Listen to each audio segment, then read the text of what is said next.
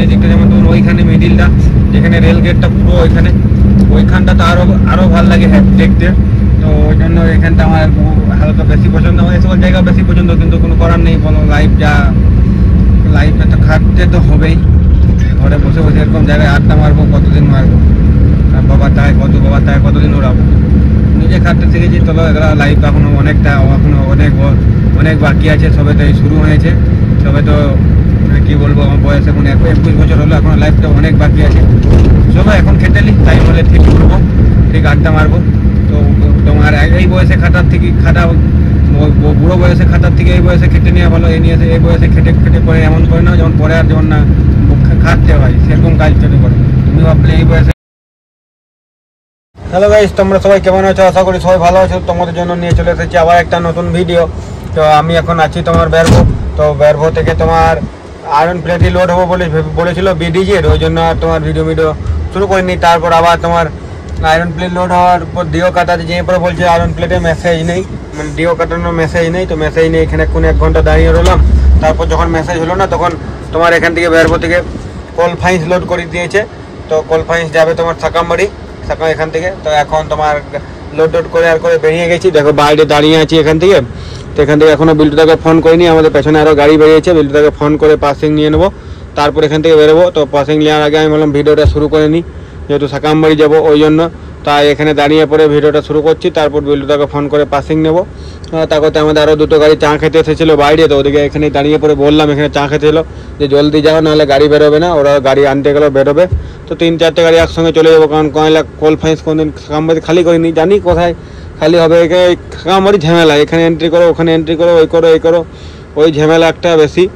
তো ওই জন্য এখানে দাঁড়িয়ে আছি। সব গাড়ি যা হবে একসাথে সব গাড়ি করবো, এক জায়গাতে যখন খালি হবে সব গাড়ি একসাথে যাবো, একসাথে খালি করবো, একসাথে বেরিয়ে যাবো। যদি তা এখন বাজছে তোমার 4টে বাজছে, যদি 6টা 7টাকে 8টাকে খালি হয়ে যায়, খালি করে বেরিয়ে যেতে শান্তি হবো। খালি করে সকাল 8টার মধ্যে খালি করে বেরিয়ে গেলে ভালো হবে। কালকে যেখানে প্রোগ্রাম দেখ লোড করতে ভালো হবে, তাড়াতাড়ি লোড হয়ে যাবে। তো চলো দেখি, এখন বিল্টুদাকে ফোন করে লোকেশন নিই, তারপর তোমাদেরকে দেখাচ্ছি আগে।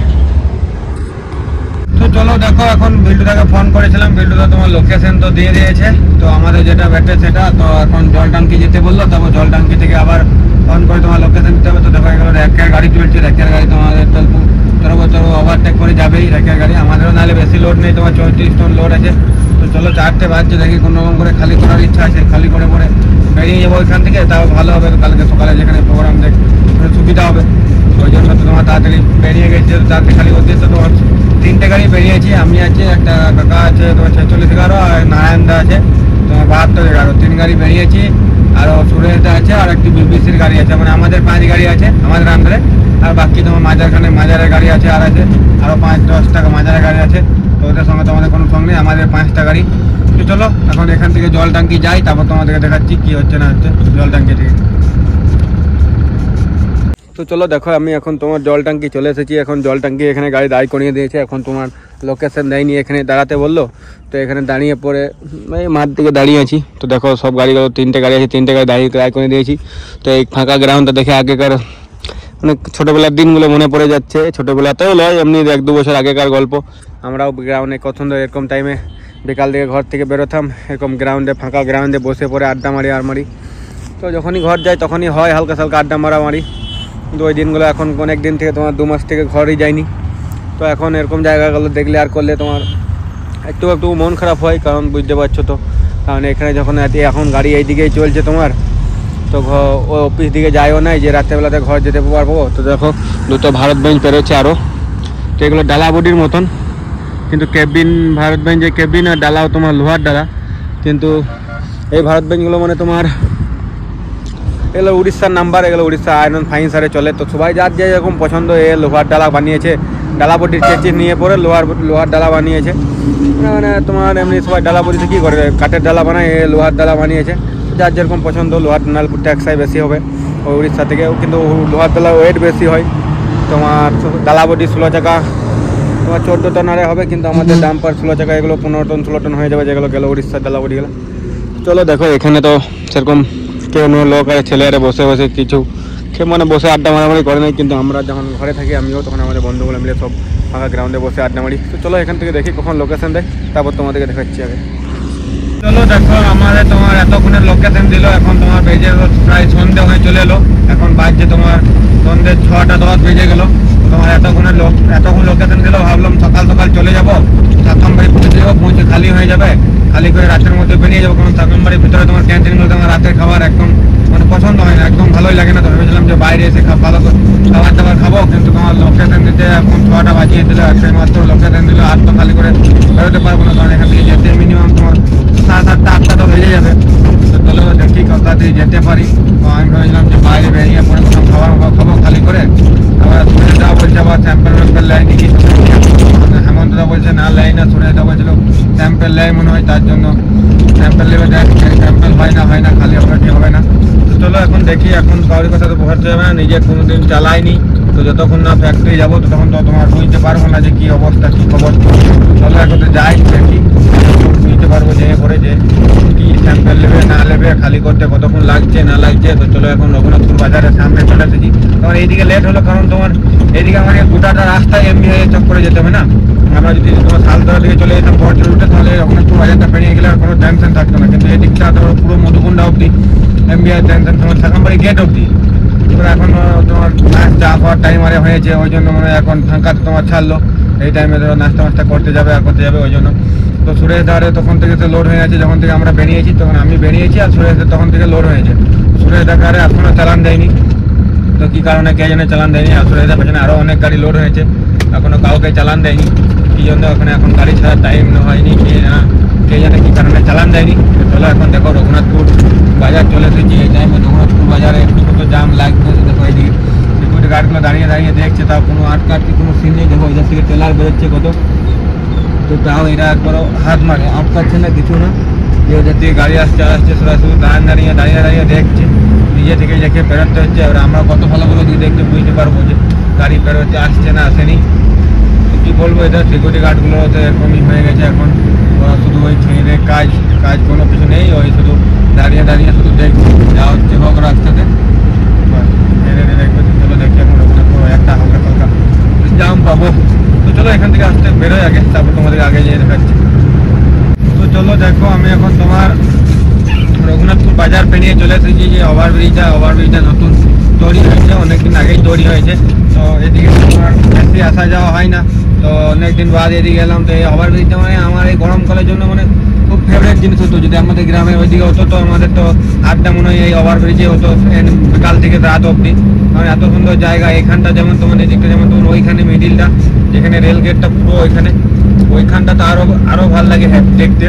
তো ওই জন্য এখানটা আমার হালকা বেশি পছন্দ, আমার এই সকল জায়গা বেশি পছন্দ। কিন্তু কোনো করার নেই, বলো লাইফে তো খাটতে তো হবেই। ঘরে বসে এরকম জায়গায় আড্ডা মারবো কতদিন মারবো, আর বাবা তাই কতদিন ওড়াবো, নিজে খাটতে শিখেছি। চলো এগুলো লাইফ এখনো অনেক বাকি আছে, সবে তো এই শুরু হয়েছে, সবে তো কি বলবো, আমার বয়স এখন 21 বছর হলো, এখন লাইফটা অনেক বাকি আছে। চলো এখন খেটে নিই, টাইম হলে ঠিক করবো, ঠিক আড্ডা মারবো। তো তোমার এই বয়সে বুড়ো বয়সে খাটার থেকে এই বয়সে খেটে নেওয়া ভালো। এই বয়সে খেটে পরে এমন করে না যেমন পরে আর যেমন না খাটতে হয়, সেরকম কাজ চলে করো। তুমি ভাবলে এই বয়সে এনজয় করার বয়স, সেটাই এখানে এনজয় করবো, বুড়ো বয়সে খাটবো। তার থেকে তুমি এই বয়সে খেটে নাও, বুড়ো বয়সে এনজয় করবে, উল্টো।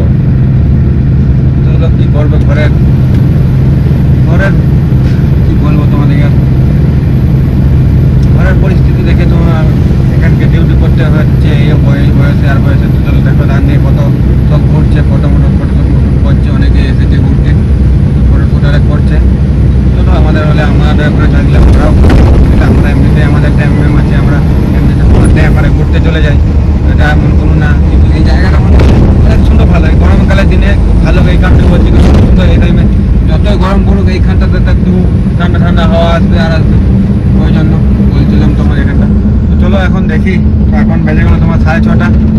খালির কি হয় না হয়, খালি হবে না দেখি। এখন ডাইরেক্ট গাড়ি ঢুকিয়ে দেবো, যদি খালি হয়ে বেরিয়ে যায় তাহলে খুব ভালো হবে, আর না খালি হয়তো কোনো কারণ নেই, কাল সকালে খালি করবো, ভিতরে ঢুকে থাকবো। ভিতরে খাবারের প্রবলেম হচ্ছে, একটু ভালো লাগছে না, তো কী করবো, কম করে কাটাতে হবে।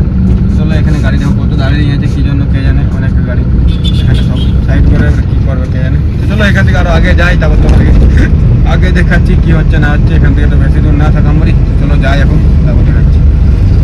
তো চলো দেখো, আমি এখন তোমার এইমাত্র স্বামী স্ত্রী লোহাকারে বাইক করলাম। তো এখন আমাদের আগের পুরাতন গাড়ি যে 45-14 আর আগের যে গাড়িগুলো খালি করে এখানকে এসেছিলো খালি করতে, ওদিকে ফোন করেছিলাম। তো ওদিকে ফোন করে জিজ্ঞেস করে নিলাম সব কিছু। তো বলছে রাতে খালি হয়ে গাড়ি বাই করে দেবে। তো এখানে পার্কিংয়ে এন্ট্রি হবে না, ডাইরেক্ট একবারে গেট চলে যাবে, গেটে ডাইরেক্ট ঢুকে পড়ে একবার ডাইরেক্ট কাটা হবে, কাটা হয়ে গাড়ি খালি করে দেবে, সঙ্গে সঙ্গে খালি করে দেবে। মানে সুপারভাইজারে থাকলে সঙ্গে সঙ্গে খালি হয়ে যাবে, সঙ্গে সঙ্গে খালি করে গাড়ি বাই করে দেবে। যখন বাই করে দেবো তখন এখন বাজছে 7টা। চলো ঢুকি, দেখি যদি 9টা 9:30 গাড়ি খালি করে বেরিয়ে যায় তাহলে কোনো হোটেলে লাগিয়ে খাওয়া দাওয়া খাইয়ে ফোন করে দেবো, ফোন করে নেবো যে কোথায় থাকতে হবে না কী হবে। তো ওই জন্যই সেরকম করবো এখন। দেখি চলো এখন খালি করে যাই খালি করে ঢুকি গা, তারপর বুঝতে পারবো তোমার যে কী হবে কী হবে না হবে। বললো তো যে খালি হয়ে যাবে, ডায়ের মেন গেটে এন্ট্রি হবে, কোথাও গাড়ি দেওয়ার কোনো দরকার নেই, ডায়ের মেন গেট চলে যেতে। তো মেন গেটে যেয়ে পরে ওখানে এন্ট্রি কিছু হবে না বলছে, ডায়ের ঢুকে যাবে গাড়ি, ডায়ের কাঁটাতে যাওয়া হবে। তো চলো দেখি, এখন চলে এসেছি তোমার, এখনো দূর আছে 5-7 কিলোমিটার আছে তোমার, এখনো তোমার রেলগেট আসেনি। তো রেলগেট আরে পেরোবো, তারপর না তোমার কিছু দূর পর সাকামবাড়ি পাবো। তো এখনো তোমার ওই রেলগেটটা পেরোয়নি, তার পেছনে আছি, পাশনে যে বাজার আছে একটা বাজারে আছি। তো সুরেদারে তোমার এখনো বেরোয়নি, একাই পড়ে গেলাম। সুরেদা বেরিয়ে গেলে তো তাও সুরেদা সঙ্গে নামে একসঙ্গে দুজনে থাকতাম, তো ভালো লাগতো। তো চলো এখন দেখি অনেক তো 4-5টা তো গাড়ি আছে, কালকে আবার কোথাও প্রোগ্রাম হবে না হবে কে জানে। চলো এখান থেকে যাই আগে, কারণ ভেতরে তো তোমাদের খালি করা ভিডিও দেখাতে পারবো না, কারণ এই তো সাকামবাড়ি জানো আগে থেকে তোমার সব কিছু অ্যালাউ নেই, কোনো ভিডিও ফটো তো কোনো অ্যালাউ নেই। দেখতে পেলে তখন ফাইন আছে, বলা আছে 10,000 টাকা অব্দি ফাইন হতে পারে, অপরন্ত তোমার ফ্রেশ হতে পারে তোমার নামে। চলো এখান থেকে এখন বেরিয়ে যায় আগে, তারপর তোমাদের আগে দেখাচ্ছি কি হচ্ছে না হচ্ছে। তো চলো দেখো, আমি এখন আছি তোমার অমিত হোটেলে। তো তোমাদেরকে বলি, আমি আগে যে ভিডিওটা বানিয়েছিলাম এই ভিডিওটা তোমার কল ফাইন নিয়ে এসেছিলাম বেরবো থেকে। তো সাকামবাড়ি খালি করলাম। তো সাকামবাড়ির ভিতরে তো ভিডিও বানানো অ্যালাউ নেই, ভিডিও তো বানাতে পারিনি খালি করার। তো সত্যি যেমন তেমন প্রবলেম, সাকামবাড়ি থেকে বেরিয়ে পড়ে আবার তোমার সাকামবাড়ি থেকেই লোড হয়ে গেছে, লোড করে নিয়েছে স্পঞ্জ। তো ওই জন্য বেরিয়ে পড়ে আর ভিডিও বানাতে পারিনি। তো এখন সাকামবাড়ি থেকে স্পঞ্জ লোড করে বেরিয়ে অমিত হোটেলে এসেছি। তো অমিত হোটেলে এখন এসে পড়ে এখন ভিডিওটা তোমার শেষ করছি। তো কারণ এখান থেকে আবার তোমার রামদূত এসে, রামদূতে তোমার আবার বলছে ফোন জমা নিয়ে নেই। তো ফোন জমা নিয়ে এলে মানে তো আরও ব্যাপার খারাপ, যে ফোন জমা নিয়ে নেবে, ফোন দেখতে পাবো না কিছু না। তো চলো এখন এই ভিডিওটা বেশি বড় করছি না, এই ভিডিওটা করে দিচ্ছি এখানে শেষ। ভিডিওটা যদি ভালো লাগে তাহলে লাইক কমেন্ট শেয়ার এবং সাবস্ক্রাইব করবে। আর তোমাদের সঙ্গে দেখা হবে নেক্সট ব্লগে।